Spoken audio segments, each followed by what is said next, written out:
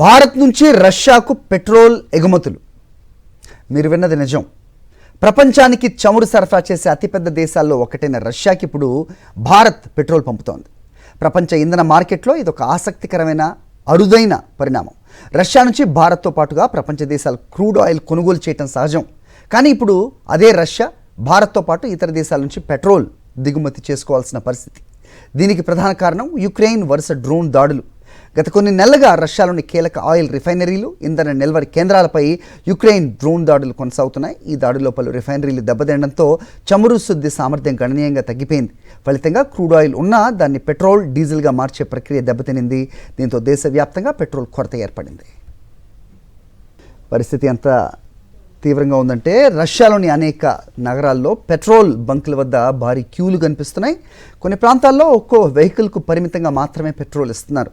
మరికొన్ని చోట్ల రేషన్ విధానం అమలు చేస్తున్నారు. ఇంధన ధరలు కూడా రికార్డు స్థాయికి చేరుకున్నాయి. దేశీయ అవసరాలను తీర్చడం రష్యా ప్రభుత్వానికి పెద్ద సవాల్గా మారింది.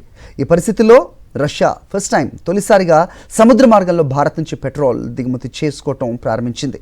ఇప్పటికే వేల టన్నుల పెట్రోల్ను భారత్ నుంచి రష్యా తరలిస్తున్నట్టుగా అంతర్జాతీయ వర్గాలు చెప్తున్నాయి. అవసరమైతే రాబోయే నెలల్లో దిగుమతులను మరింత పెంచేందుకు కూడా రష్యా సిద్ధమవుతోంది.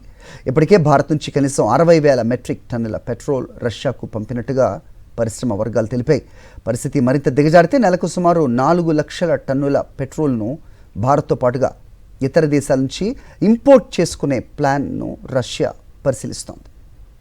ఇదే సమయంలో మరో ఆసక్తికరమైన విషయం ఏంటంటే రష్యా నుంచి తక్కువ ధరకు భారీగా క్రూడ్ ఆయిల్ను కొనుగోలు చేస్తున్న భారత్ అదే క్రూడ్ను దేశీయ రిఫైనరీల్లో శుద్ధి చేసి పెట్రోల్గా తయారు చేస్తోంది.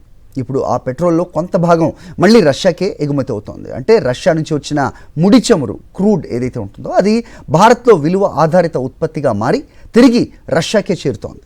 యుద్ధం ప్రపంచ ఇంధన సమీకరణాలను పూర్తిగా మారుస్తోంది. మరిన్ని అప్డేట్స్ కోసం ఛానల్ను సబ్స్క్రైబ్ చేయండి. నోటిఫికేషన్స్ కోసం బెల్ ఐకాన్ పై క్లిక్ చేయండి.